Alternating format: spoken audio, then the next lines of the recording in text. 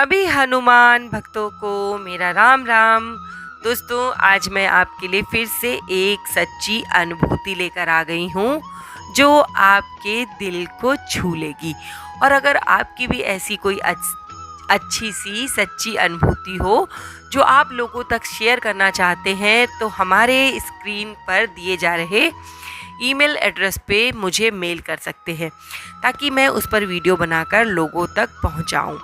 दोस्तों, हनुमान चालीसा का पाठ करने वाले भक्तों पर बाबा की विशेष कृपा बनी रहती है और जाने न जाने कितने चमत्कार हमारे जीवन में होते रहते हैं, परंतु हम उस चीज़ को महसूस नहीं कर पाते।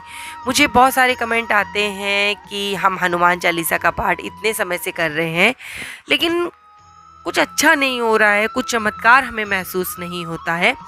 तो आज उन सब लोगों को ये जानकर बहुत हर्ष होगा, उनका हनुमान चालीसा पढ़ने में और मन लगने लगेगा, जो इस चीज़ को मानते हैं कि हनुमान चालीसा पढ़ रहे हैं हम इतने दिनों से, हमारे साथ कोई चमत्कार नहीं हो रहा है। होता है दोस्तों, पर हम उस चीज़ को महसूस नहीं कर पाते हैं। ऐसा ही एक चमत्कार मैं आपके साथ शेयर कर रही हूँ। बात बहुत ज़्यादा पुरानी नहीं है, घटना है 27 अक्टूबर 2014 की, और जिनकी ये घटना है अब मैं उन्हीं के शब्दों में आप तक इस घटना को एज इट इज़ शेयर करूँगी। लिखते हैं कि मैं अपने घर शालीमार गार्डन से हरिद्वार अपनी कार द्वारा आ रहा था। मैं वीकेंड पर बच्चों से मिलने आता हूँ और मंडे को सुबह लगभग 5 बजे हरिद्वार के लिए निकल जाता हूँ। फिर से मैं वहीं पर रहकर नौकरी कर रहा हूँ। मेरी ये हर बार की आदत है कि जब भी मैं कार से कहीं जाता हूँ तो हनुमान चालीसा पढ़ना मेरी आदत में है, यानी कि मैं अपनी यात्रा की शुरुआत हनुमान चालीसा से शुरू करता हूँ। इस बार हमारे साथ हमारे पड़ोसी के रिश्तेदार भी थे जिन्हें मेरठ जाना था। आदत के अनुसार मैंने गाड़ी स्टार्ट करते ही श्री हनुमान चालीसा का पाठ प्रारंभ कर दिया। वैसे तो मैं अपनी कार की गति 50-60 किलोमीटर ही अधिकतम रखता हूँ और आज भी लगभग उतनी ही गति से हम चले जा रहे थे। जैसा मैंने देखा कि एक खराब पेट्रोल टैंकर बीच सड़क पर खड़ा है। ये देखकर मैंने अपनी गाड़ी की स्पीड जो थी कम कर दी और गाड़ी को रोक दिया। तभी अचानक एक बड़ी सी कार बहुत तेज स्पीड में आकर हमें पीछे से टक्कर उसने मार दी, जिससे हम कार सहित टैंकर में जा घुसे। उस गाड़ी की स्पीड इतनी ज़्यादा थी कि हमारी गाड़ी जो थी उस चीज़ को संभाल हम नहीं पाए और टैंकर में जाकर बिल्कुल उसके नीचे हम फंस गए। जाकर हमारी गाड़ी उसमें फंस गई और पीछे से बुरी तरीके से टूट गई थी। हमारे निकलने के सारे रास्ते बंद हो गए थे, चारों खिड़कियां क्षतिग्रस्त हो गई थी और खुल भी नहीं रही थी। अंधेरा और सुनसान होने के कारण कोई हमारी चीख पुकार को सुन भी नहीं रहा था। हम बुला रहे थे लोगों को मदद के लिए, लेकिन किसी को कुछ सुनाई नहीं पड़ रहा था। किंतु तभी एक व्यक्ति आया जिसने हमारी मदद की।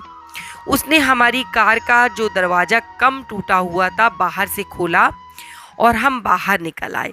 मुझे बहुत ही मामूली चोट आई थी और जो मेरे बगल में बैठे हुए थे वो बिल्कुल सही थे, उन्हें कुछ भी चोट नहीं आई थी। मैं तो मानता हूँ कि ये सब हनुमंत लला के कीर्तन और हनुमान चालीसा के पाठ का प्रभाव है।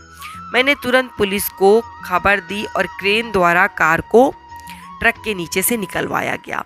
पुलिस वालों के कहने पर भी मैंने किसी के खिलाफ कोई कार्यवाही नहीं की, बल्कि मैं उन सज्जन को ढूंढ रहा था। उस समय मेरा ध्यान केवल और केवल उस व्यक्ति को ढूंढने में लगा हुआ था जिसने उस तकलीफ के समय में हमारा दरवाज़ा खोलकर गाड़ी का हमें बाहर निकालने में मदद की थी। किंतु वे कहीं दिखाई नहीं दे रहे थे। हमें समझ में नहीं आ रहा था कि वो कहाँ चले गए। मैंने उन्हें देखा था, लेकिन इतनी भीड़ में मैं उन्हें पहचान नहीं पा रहा था। शायद वे भी हनुमान जी की प्रेरणा से आए थे या स्वयं हनुमान जी ही थे जो मेरी मदद के लिए आ गए थे।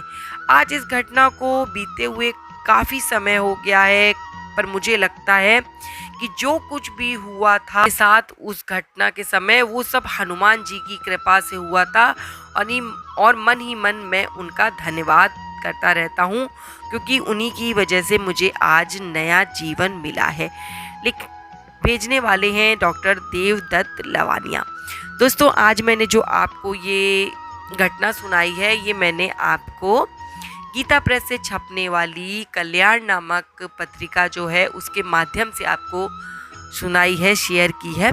क्योंकि कहानी नहीं कह सकते इसको, अनुभूति जो है बहुत सुंदर थी और मुझे बहुत पसंद आई। तो मैंने सोचा कि आज मैं इसी को आपके साथ शेयर करूंगी।